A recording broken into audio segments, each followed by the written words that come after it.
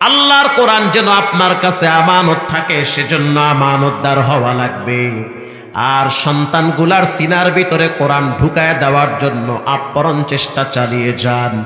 মেয়েগুলারে দিনদার বানান, আলেমা বানান, হাফেজা বানান, ঠকবেন না।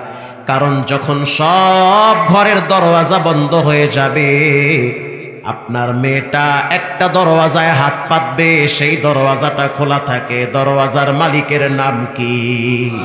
আল্লাহ তাআলা। বাদশাহ হারুন আর রশিদ অনেক বড় একজন নামি দামি বাদশাহ।